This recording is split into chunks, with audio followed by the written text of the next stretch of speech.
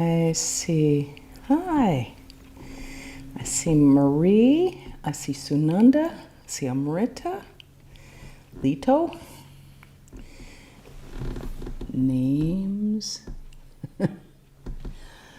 Okay, well, how's everybody doing? Sunanda, has the rain hit down there yet? Yeah, not today. No, Okay. it's been a day, but yesterday and the day before, yeah. Did you get whooped or was it fairly okay? No, it was pretty, well, look, yeah. Good, good. Marie, how you doing? Nice to see you. Do okay in that rain? Yeah. We were just like exultant with the rain. Just what we needed. Okay, so let us go to April 6th of 1885, which would be on page 736. And let me try to get the right placement here. Everyone okay? Okay. Sri Ramakrishna sat in the drawing room of Balaram's house talking to M. It was a very hot day. April, oh yeah, it's a very hot day, and long past 3 o'clock. He had come to Kolkata to see some of his young disciples and to visit Devendra's house. Master to M. I gave my word that I would be here at 3 o'clock, so I have come, but it is very hot. M. Yes, sir, you have suffered very much. The devotees were fanning Sri Ramakrishna. Master, I've come here for Babaram and the younger Narayan. Why haven't you brought Purna? M. He doesn't like to come to a gathering of people. He was afraid you might praise him before others, and his relatives might then hear about it. Purna's relatives were dead against him coming to see Sri Ramakrishna because they said he won't spend enough time in his studies. So he would get beatings if they found out that he'd come to see Sri Ramakrishna. And because there were so many people packed in, if someone saw saw him there, then the word would get out, and they say, "Oh, so we saw him down there," and then he would get beaten. And Sri Ramakrishna didn't want to be responsible for that. He loved him, but it's like he didn't want to see him get hurt. He didn't want to come to a gathering. He was afraid you might praise him before others, and his relatives might hear about it. Master, yes, that's true. I won't do it in the future. Well, I understand that you are giving Purna religious instruction. That is fine. M. As a matter of fact, it is the same thing as written in the textbooks of the school. It says, with all thy soul, love God above, and as thyself, thy neighbor love. If their guardians are displeased with such teachings, it can't be helped. Master, no doubt many things like that are written in those books, but the authors themselves do not assimilate what they write. This power of assimilation comes from associating with holy people. People listen to instructions only when it is given by a sadhu who has truly renounced the world. They are not much impressed by the writings of the words of a mere scholar. Suppose the physician has a big jar of molasses by his side, and he asks his patients not to eat molasses. The patients won't pay much attention to his advice. Well, how do you find Purna? Does he go into ecstatic moods? No, I haven't noticed in him any outer sign of such emotion. One day I told him those words of yours. Master, what words? M. You told us that if a man is a small receptacle, he cannot control spiritual emotion.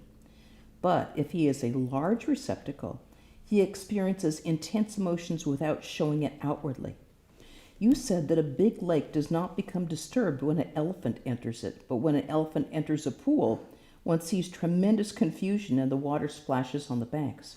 Master, Purna will not show his emotion outwardly.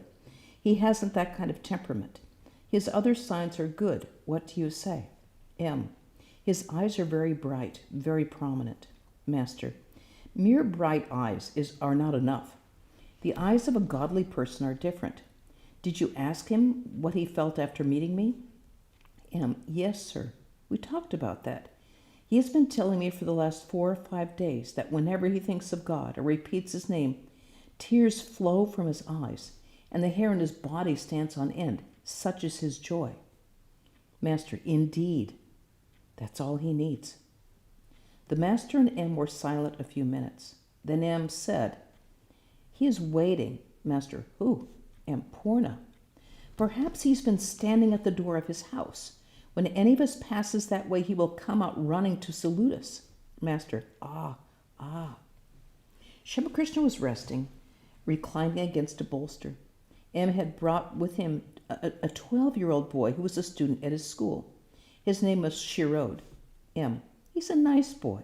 He finds great joy in spiritual talk." Master, smiling, "He has eyes like a deer's." The boy saluted the Sri Ramakrishna, touching his feet. Then he gently stroked the master's feet. Master to M, "Rakhala is staying at home now. He has an abscess and is not well. I understand that his wife expects a baby." That's the future Swami Brahmananda. Hold on, got to turn the page here. Paltu and Binod were seated in front of Sri Ramakrishna. Master to Paltu, smiling, "What did you say to your father?" To M, "He answered back when his father told him not to come here." To Paltu, "What did you say?" Paltu, "I said to him, 'Yes, I shall go to him. Is that wrong?'" The master and M laugh. "I shall say more if necessary." Master to M, smiling, No, should he go so far?" M, "No, sir, he should not go so far." Shamakrishna laughs. Master to Binod, "How are you? Why haven't you come to Dakshineshwar?" Binod, "I almost came, but then I was afraid of falling ill again. I've been ill and I'm not doing well." Master, "Come to Dakshineshwar with me. The air is very good there. You will recover." The younger Naran entered the room. Shamakrishna was going out to wash his hands and face. The younger Naran followed him with a towel. He wanted to pour water for the master. M was with him. Master, "It's very hot today." M, "Yes, sir." Master, "How do you live in that small room of yours? Does it get very hot on the upper floor?" M, "Yes, sir, it gets very hot. I went there with Gita Prana in the spring. Went to M's room, his study there, in the upper room there. Even in when it's not supposed to be the hottest time, it was just about unbearable. How he just sat there and wrote this all out. He definitely couldn't have had a lot of body consciousness because it was absolutely unbearable." M, "Yes, sir, it gets very hot." Master, "Besides, your wife has been suffering from brain trouble. You should keep her in a cool room." M, "Yes, sir. I've asked her to sleep downstairs." Shamakrishna returned to the drawing room and took his seat. Master to M, "Why didn't you come to Dakshineshwar last Sunday?" M, "Sir, there was no one else at home. My wife was not well, and no one was there to look after her." Shamakrishna was on his way in a carriage to Devendra's house in Nimu Goswami's lane. The younger Naran, M, and one or two other devotees were with him. The master felt great yearning for Purna.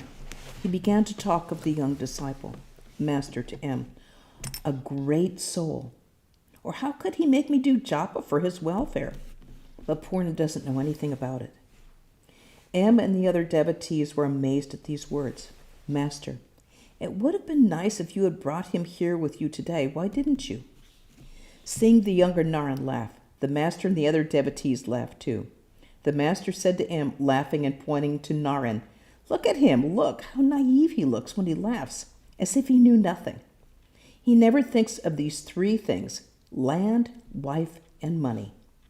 God cannot be realized unless the mind is totally free from lust and greed." The carriage proceeded to Devendra's house.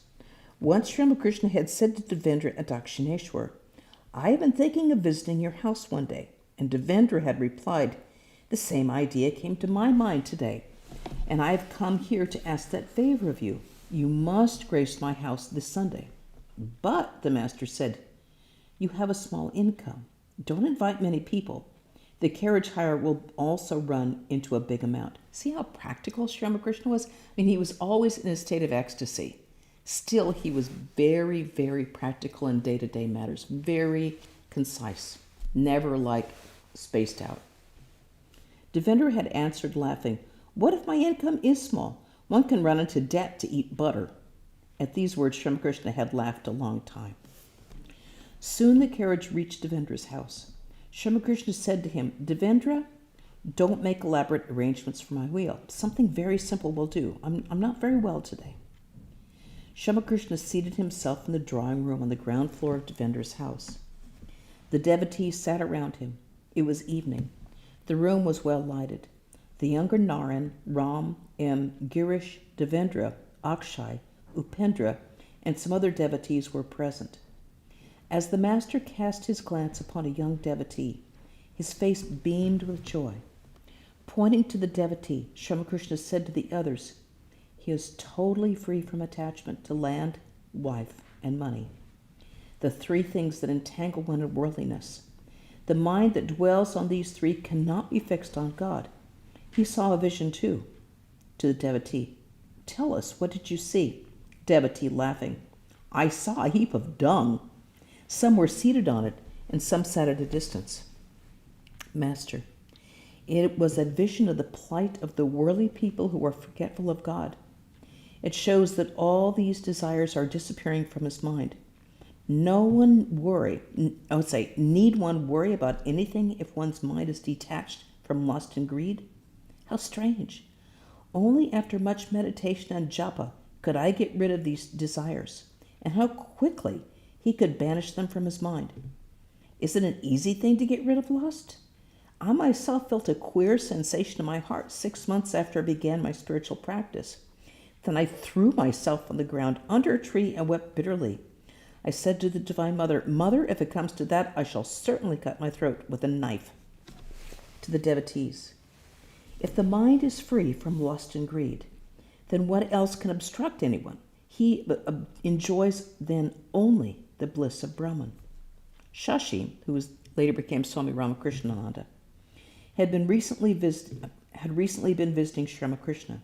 He was studying at the Vidyasagar College for his bachelor's degree. The master began to talk about him. He was actually also a brilliant mathematician. And in the very, very, very early days of the Brahna Gourmat, when there wasn't enough food to go around and not even any salt, he was still tutoring mathematics to bring in its slight income, so at least that they could have some income coming in. Master to the devotees, that boy will think of money for some time, but there are some who will never do so. Some of the youngsters will not marry. The devotees listened silently to the master. Master, it is hard to recognize an incarnation of God unless the mind is totally free from woman and gold. A man asked a seller of eggplants the value of a diamond. He said, I can give you 9 seers of eggplants in exchange, but not one more. At these words, all the devotees laughed. The younger Narayan laughed very loudly. Sri Ramakrishna noticed that he quickly understood the implication of his words. Master, what a subtle mind he has. Nangta could also understand things that way in a flash. The meaning of the Gita, the Bhagavata, and other scriptures. Renunciation of lust and greed from boyhood. Amazing indeed. It falls to the lot of a very few. A person with such renunciation is like a person without such renunciation is like a mango struck by a hailstone. The fruit cannot be offered to the deity, and even a man hesitates to eat it. There are people who during their youth committed many sins, but in old age chant the name of God. Well, that's better than nothing. That's what Sri Ramakrishna said. The mother of a certain Malak, who belonged to a very noble family, asked me if prostitutes could ever be saved. She herself had led that kind of life.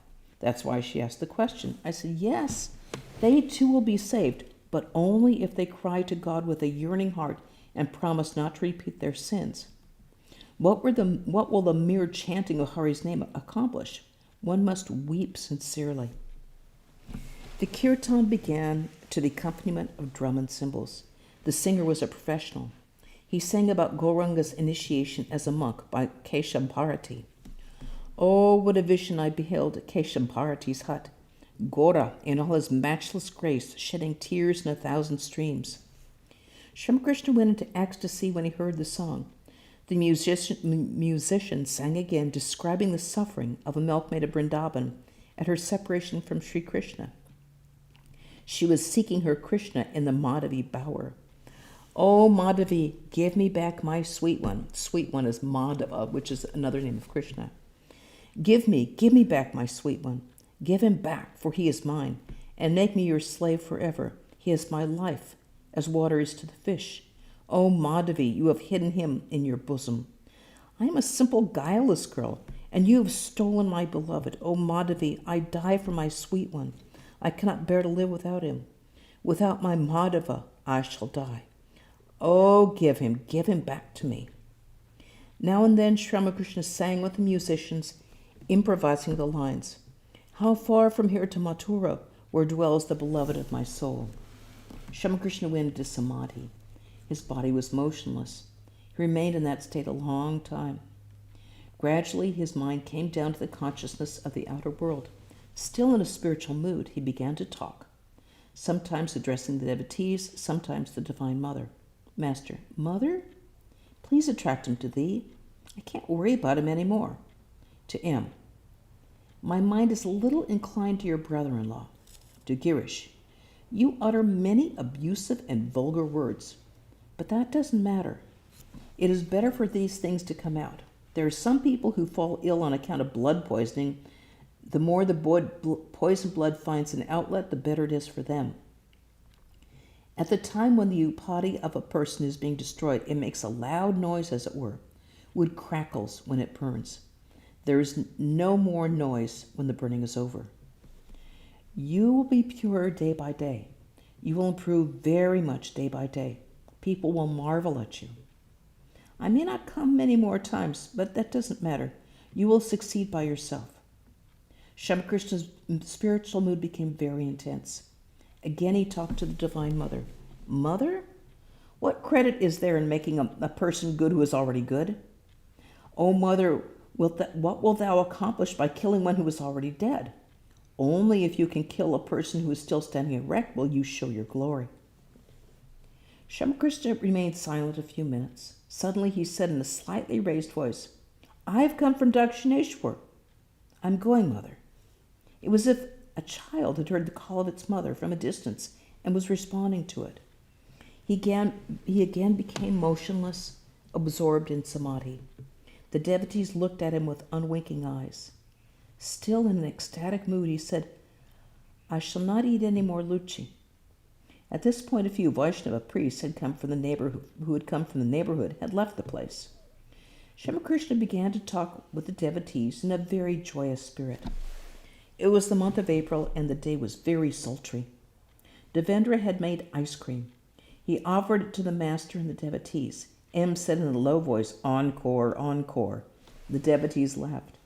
At the sight of the ice cream, Sri Ramakrishna was happy as a child. Master, the kirtan was very nice. The song described beautifully the gopi state of mind. O Madhavi, give me back my sweet one. The milkmaids of Vrindavan were drunk with ecstatic love of Sri Krishna. How wonderful, mad for Krishna. A devotee, pointing to another devotee, said, he has the attitude of the gopis. Ram, no, he has both. The attitude of tender love and the attitude of austere knowledge. They're talking about M here. Master, what is it that you're talking about? Sri Ramakrishna then inquired about Surendra. Ram, I sent word, but he hasn't come. Master, he gets very tired from his heavy office work. A devotee. Ram Babu has been writing about you. Master, smiling. What is he writing? Devotee. He is writing an article on the bhakti of the Paramahamsa. That's referring to Sri Ramakrishna. Master, good. That will make Ram famous. How's that for a backhanded compliment? It's about, oof. It's like, Sri Ramakrishna kept saying, why are you writing about me? Why are you writing about me? Ram had written this entire book on Sri Ramakrishna. He had gone to Benares, Varanasi, to have it printed, left it at the printer, and the man lost it. So he had to do it all over again. And so it was very, very long before his book on Sri Ramakrishna could be published, long after Sri Ramakrishna passed away. But it's like, this is the article. It's like, good, that will make Ram famous. Like, oof. Girish, smiling. He says he is your disciple. Master, I have no disciple. I'm the servant of Rama. Some people of the neighborhood had dropped in, but they did not please the master. He said, "What sort of place is this? I don't find a single pious soul here." Devendra took Sri Ramakrishna into the inner apartments and offered him some refreshments. Afterwards, the master returned to the drawing room with a happy face and took his seat. The devotees sat around him. Upendra, who I see from this footnote later became a famous publisher in Calcutta. Upendra and Akshay, who is the author, he's the author actually of the Sri Ramakrishna Punti, which Amrita worked on a long time, sat on either side of him and stroked his feet. The master spoke highly of the women of Devendra's family, saying, "They are very nice. They come from the country, so they are very pious." The master was absorbed in his own joy. In a happy mood, he began to sing. "Unless a man is simple, he cannot recognize God, the simple one." Again he sang, "Stay your step, O wandering monk. Stand there with begging bowl in hand, and let me behold your radiant face." Once more, a mendicant has come to us, ever absorbed in divine moods. Holy alike he is to Hindus and to Mussulman. Girish saluted the master and took his leave. Devendra and the other devotees took the master to his carriage. Seeing that one of the neighbors was sound asleep on a bench in the courtyard, Devendra woke him up. The neighbor rubbed his eyes and said, "Has the Paramahamsa come?" All burst into laughter. The man had come a long time before Sri Ramakrishna's arrival, and because of the heat had spread a mat on the bench, lain down, and gone sound asleep. Sri Ramakrishna's carriage proceeded to Dakshineshwar. He said to M happily, "I've eaten a good deal of ice cream.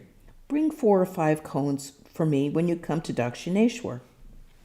I'd really like to know how that's possible in that kind of heat to carry ice cream cones over from Calcutta into Dakshineshwar. Just, they must have been away. Continuing, he said, "Now my mind is drawn to these few youngsters, the younger Naran, Purna, and your brother-in-law." M, do you mean Dvija? M, Master. No, he's right. No, his elder brother. The carriage rolled on to the Kali temple at Dakshineshwar. And that is the end of that chapter. So do we have any discussion on that chapter? Who is that brother-in-law he's talking? Do you have any idea who he's talking about, Rajaprana? I don't, and as I was reading it, I was trying to figure out who it might be. And I really don't know. Have any idea? Yeah, I was wondering. And I would like to ask you, when Thakur is talking about people must be totally free from attachment to land, wife, and money, Yeah. because the three things entangle them in worldliness. Well, I thought that really all attachments go once one has realized the highest, that what he is, Thakur saying they must go first in order to be gone, because he said completely. I mean, completely is a very strong. I think because they are such profound attachments, it makes it very difficult to even concentrate on God. That attachment would absolutely have to loosen, or you wouldn't really be able to meditate very well. You wouldn't be able to concentrate.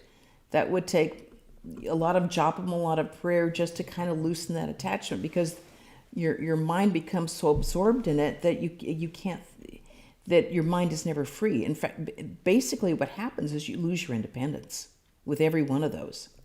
You lose your freedom, and you certainly lose your freedom of mind. So your identity becomes so small. Instead of you limit yourself by these attachments because you can't breathe freely. You have to have some sort of freedom there, which would come, I think, if you were truly sincere and you really wanted it. If you really wanted to be free from those attachments, it would happen.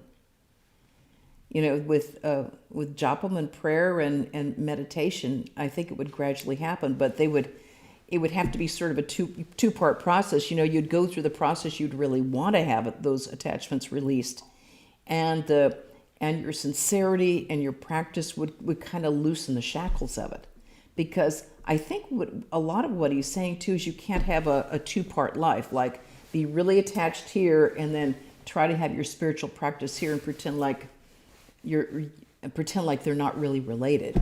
It's all completely related. But it's a totally free term. Yeah. I mean that I think that has to do with the highest samadhi. It certainly wouldn't stop it certainly wouldn't stop the grace of God from intervening and giving you some sort of experience which would allow you to have a larger experience.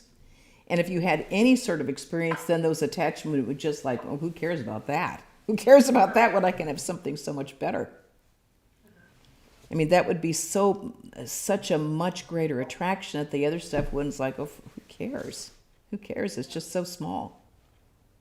At least that's my take on it. Any other discussion on that? Oh, come on. Okay, my question is he talking about sadhus or householders or anybody? I think he's talking about anybody. He's talking about anybody. Because a sadhu generally won't have land, money, or a wife. Sure. So he's talking about anybody. Sadhus can have tremendous attachments too, that you just don't see them. But, you know, it could be for name and fame, or it could be for honor, or it could be for the prestige of being such a great sadhu, or being proud of your austerities, or whatever. It's like the trap of the ego is there no matter what. And as long as that invidious thing is there, it'll stop spiritual progress. You know, it's like that there's no really easy road except just going forward. Meditation, japa, grace. And we're really lucky. We're so close to the source. We're really lucky. These people are within living memory, and they can tell us stories about Holy Mother and Sri Ramakrishna that they heard, and you know it's right within our grasp, and that spiritual power is still with us. I mean that we have been able to have the grace of disciples, of direct disciples, is just kind of mind blowing. I mean, it really is. So we can, and the people who have known, like Swami Sarvadevananda, who was so close to Swami Shantananda, who was such a close disciple of Holy Mother, and being able to get those memories, I mean, and Swami Parmeshananda, really wonderful. Yeah. So it's like, keep on, but I think with sincerity, everything is possible. I think really what he was talking about is having sort of like, you can't have your attachments over here clinging to with every claw in your talons, and then have a spiritual life over here and pretend like it's not affected by it, because our identity just becomes too closed. We're not free. Any other discussion? No, is that a cat I hear? It's my kitten. Oh.